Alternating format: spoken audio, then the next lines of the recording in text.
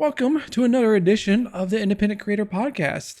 Tonight we're actually going to look into the live streaming platforms. I know we talked about this before in the past, but it kind of bears repeating that since with the recent changes of Twitch and YouTube and basically those are the two main platforms that people think of when live streaming topic comes up, that alternatives are out there that are probably be better for you or your content creation journey. So let's actually talk about that.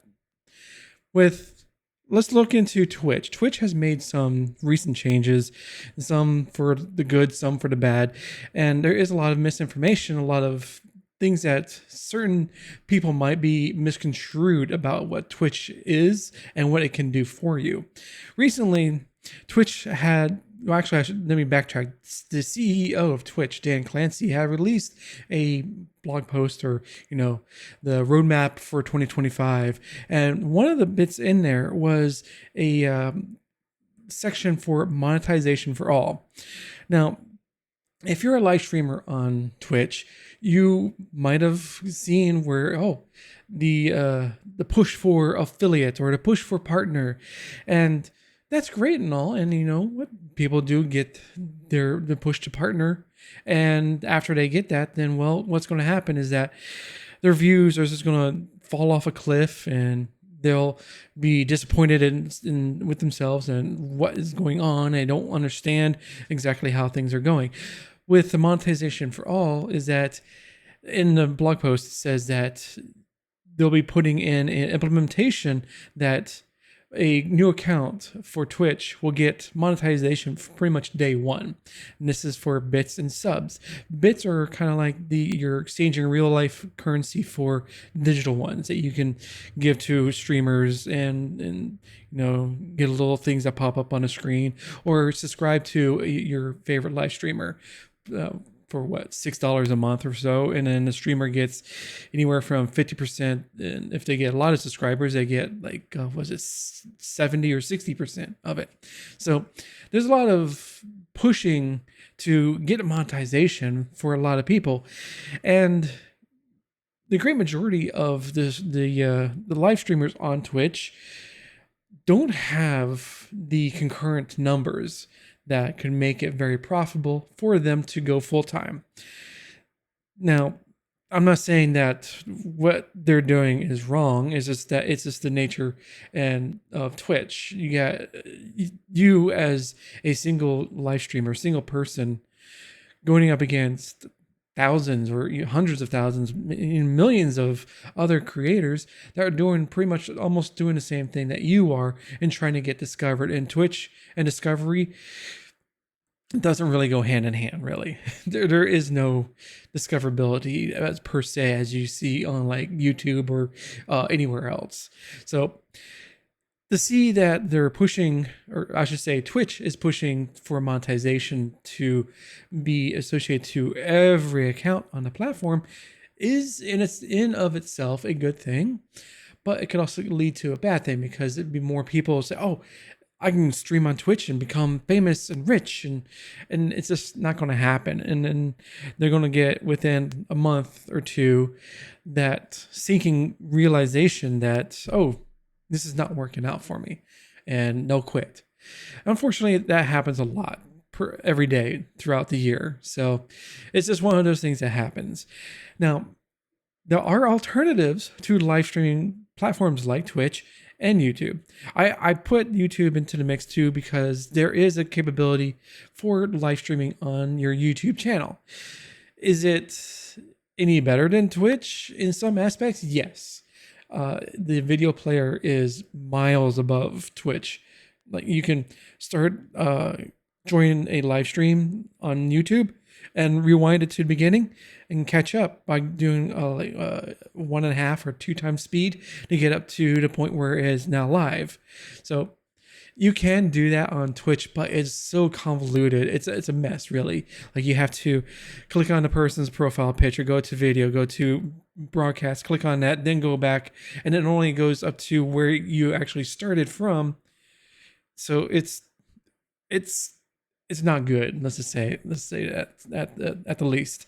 For live streaming, If you know me and have watched the podcast or any of my other videos, you know I am a big advocate for Owncast. Owncast is a free open source platform that allows you to pretty much take control of your live streaming journey. It is, you installed it on your infrastructure, your own hardware, or if you rent it from like Hetzner or DigitalOcean, or you have it in your closet, you can easily put the Owncast software on that hardware and then stream from your computer to that software or to that server, and then people can join in and participate with chat and watch your stream, and you have full outright control over it. So what do you mean by Owncast? Owncast is, like I said, is free open source. There is really no minimum what kind of software, or I should say server hardware, that you can put this on.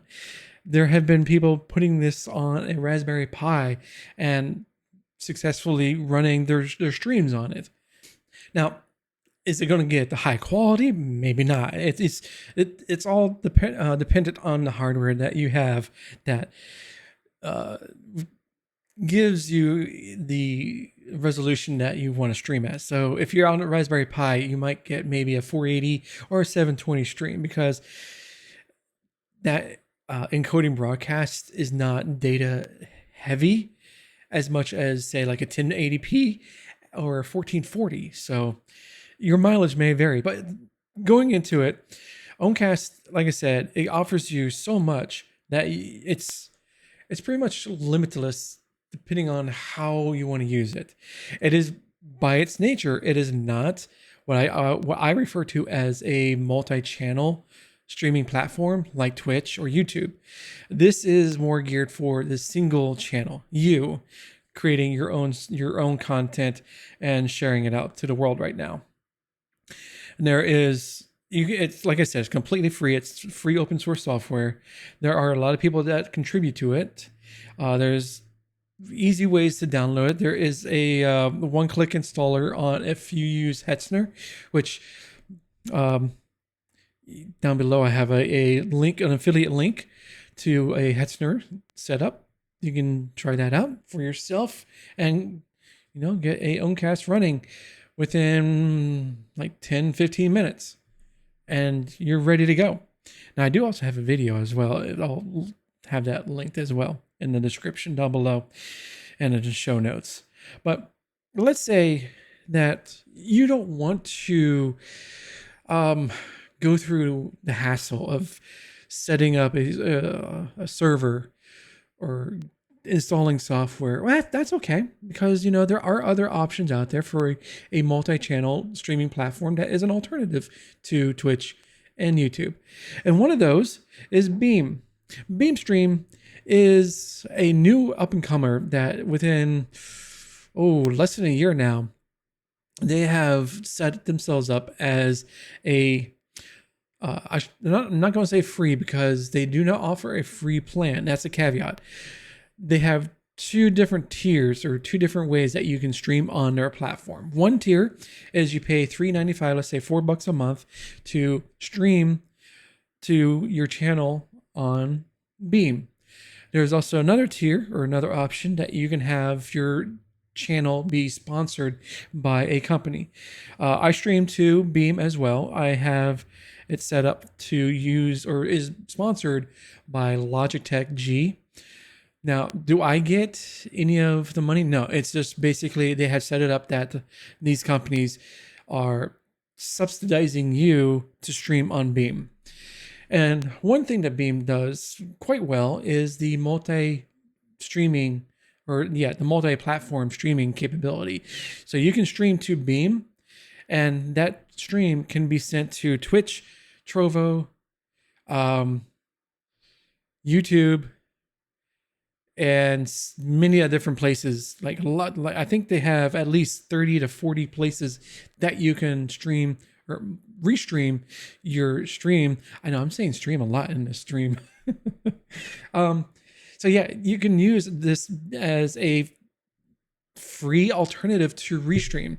Sorry, which Restream is the same exact infrastructure, or I should say, this same type of company.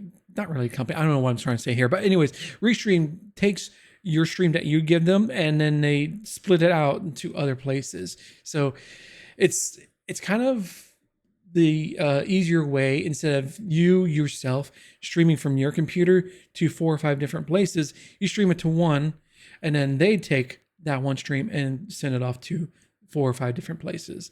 Now, you can create an account. It's free to watch streams on Beam, and this is at beamstream.gg. And the underlying company that is doing this is that they provide this service to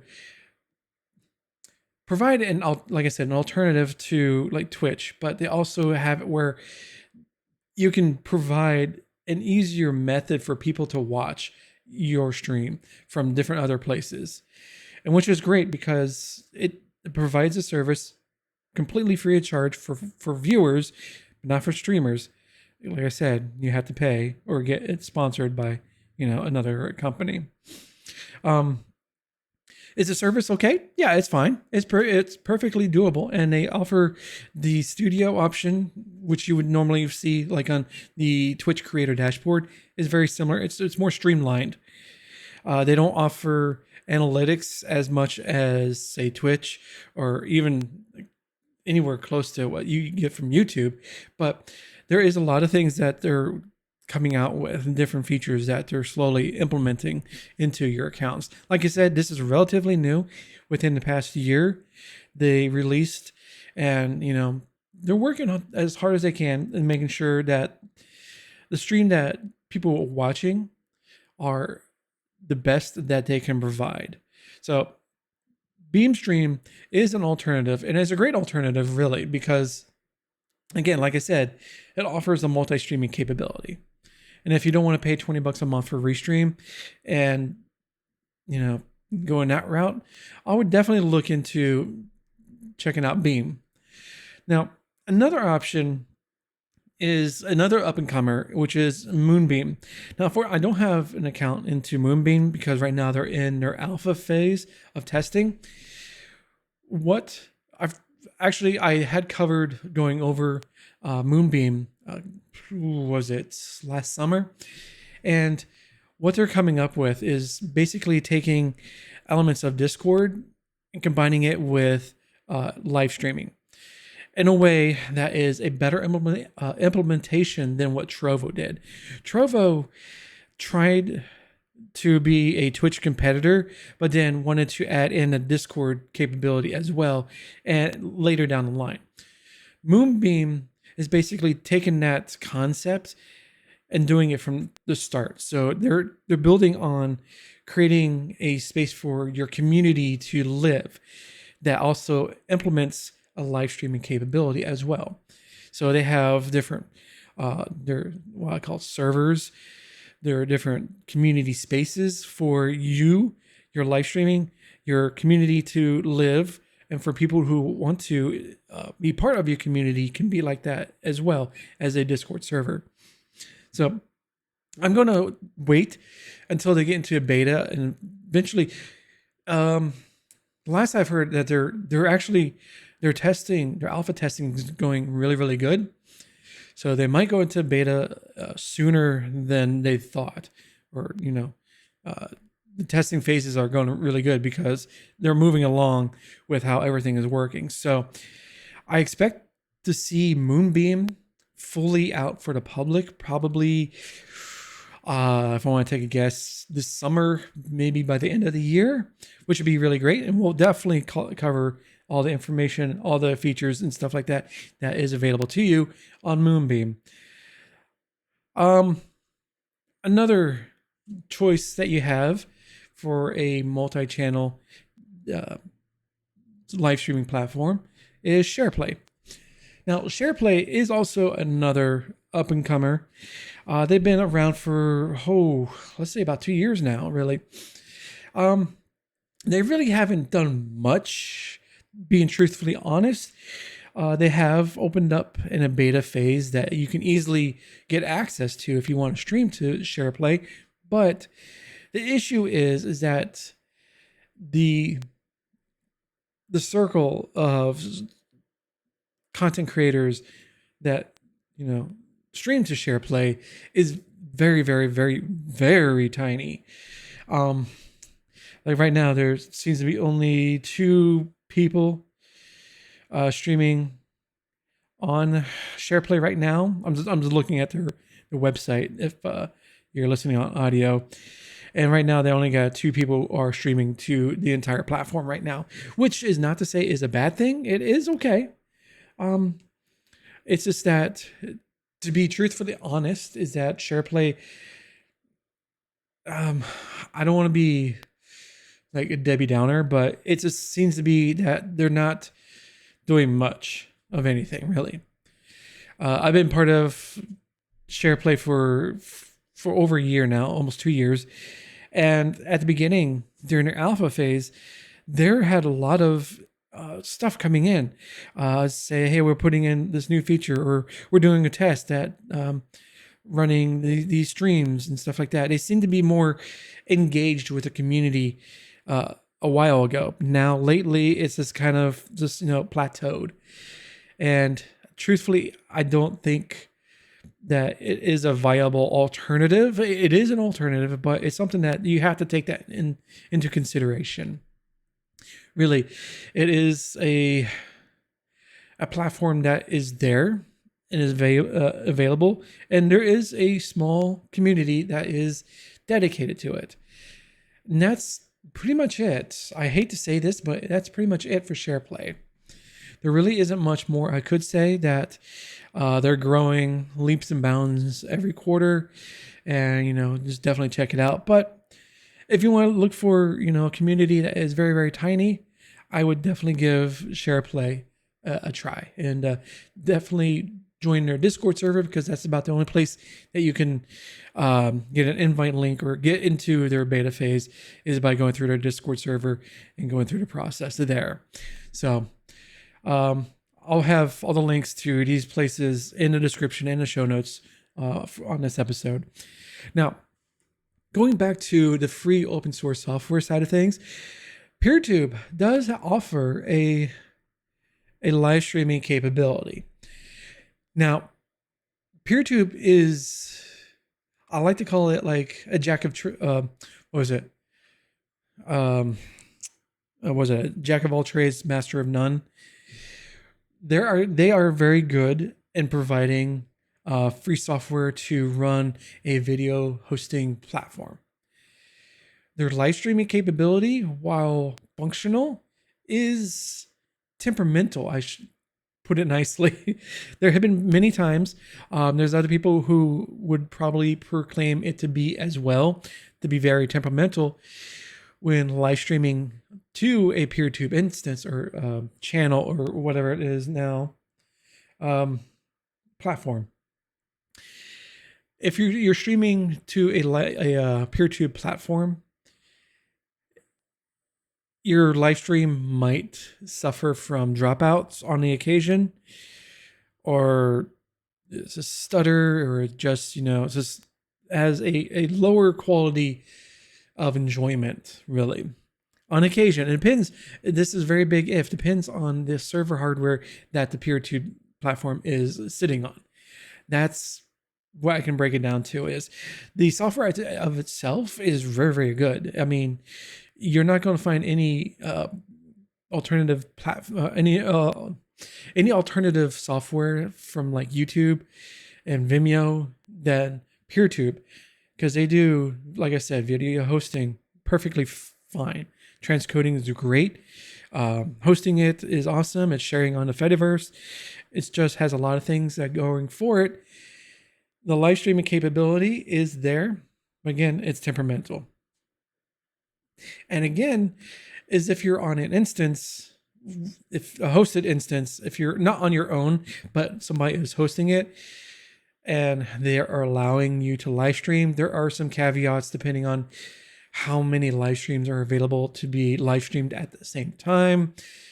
Again, it's all depending on your server infrastructure and the hardware that it's sitting on. So I'll give PeerTube how would I would rate is Owncast, um, Beam, and PeerTube, and then SharePlay. I can't put Moonbeam in there because I don't have any experience with as a viewer or as a streamer myself into it. But that's how I would rate being Owncast is at the top, which provides a great infrastructure and a great platform to, and is also connected to the Fediverse as well, which once you start your live stream, it automatically posts out a post on Mastodon or the ActivityPub system. And you can do that with PeerTube as well, where you can copy and paste and say, hey, I'm live streaming here as well. I know there are a few people who do implement PeerTube as a live streaming source for people to watch them, besides Twitch or YouTube or anything places like that. It's unfortunately that the side of things for PeerTube for live streaming is not, I don't want to say it's not caught up. It's just not as the forefront of Fromsoft, which is the developers of PeerTube, is their focus on is making a video hosting platform as best as it can be. They just tacked on live streaming because people were asking about it, because they were thinking of PeerTube as an alternative to YouTube, which, to be fair, is an option. It can be viewed as an alternative to YouTube. But as a live streaming, I would go into it with some trepidation and just understanding that the PeerTube side of my PeerTube stream might just crap out during a live stream. So just have that in the back of your mind. So reason why I wanted to go over these options, these 5 options here, is that, again, live streaming is not just, Twitch and YouTube. It is, these other options as well. And I would highly suggest for people to at least give these places a try. Check them out. Give them, about a month or two as a viewer yourself, just to, experience what is available for you besides the usual Twitch and YouTube. Because as I said at the beginning, Twitch is making a lot of changes, and some of them are a good thing, like the monetization for all. Sometimes decisions are made that are not a good thing. So it's just something that you have to have in the back of your mind to be